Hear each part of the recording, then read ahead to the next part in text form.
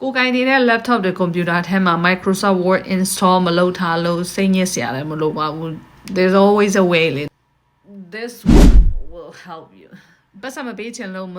install မလုပ်တာပဲဖြစ်ဖြစ်ငကိုတဲ့ကကိုယ့်ရဲ့ computer တွေထဲမှာပါမလာတာပဲဖြစ်ဖြစ်ကိစ္စတော့မရှိဘူး Google ထဲကနေ free သုံးလို့ရတဲ့ဟာတွေအများကြီးရှိတယ်အဲ့ထဲမှာဒါတွေအားလုံးတော်တော်များများ free feature တွေအများကြီး application တွေအများကြီးပါတယ်အဲ့ထဲမှာပုံစံတူဒီ Microsoft Word ပေါ့နော် Microsoft ရုံးလုပ်တဲ့လူတွေကအားလုံးမသုံးမနေရတည်ပြီးသားဒါတွေကနေ့တိုင်းလိုသုံးရမယ့်အထဲမှာပါတယ်ဆိုတော့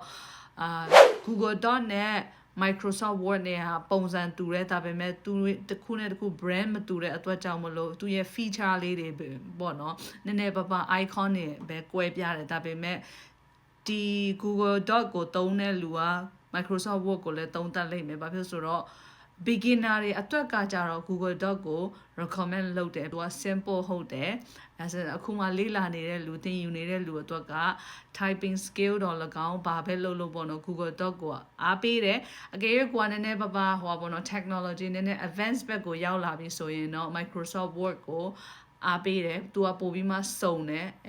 ပြီးရင်ပတ်စံလည်းပေးရတာပေါ့နော် install လုပ်ဖို့အတွက်ဆိုတော့ Microsoft Word ကကြတော့သူလည်းသူ့ရဲ့ account ရှိတယ်ဆိုလို့ရှိရင် web base ပေါ့နော်ဒီ Microsoft Word online ကိုသုံးလို့ရတယ် online version ပေါ့နော်ဆိုတော့ဒါပေမဲ့ online နဲ့ပတ်စံပေးပြီး install လုပ်ထားတဲ့ဟာနဲ့တော့ပြန်ပြီးမှနည်းနည်းပြန်သွားကွဲပြားတယ်ကဲဒါဆိုလို့ရှိရင်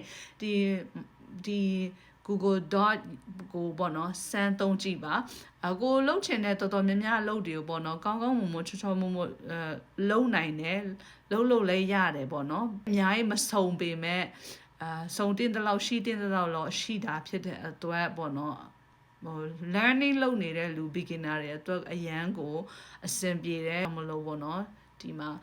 ကြည့်နေတဲ့လူတွေအားလုံးအတွက်ပေါ့နော် recommend ပေးပါတယ်ဒီပြင်တခြားတော့ application တွေကိုဘယ်လိုသုံးလို့လဲဆိုတာကိုကြတော့နောက်ခါကျမှ detail ပေါ့နော်အသေးစိတ်ပြန်ရှင်းပြမယ်ဆိုတော့ဒီနေ့ကတော့ဒီ Google Doc ကိုစမ်းသုံးကြည့်ဖို့အတွက်ပေါ့နော်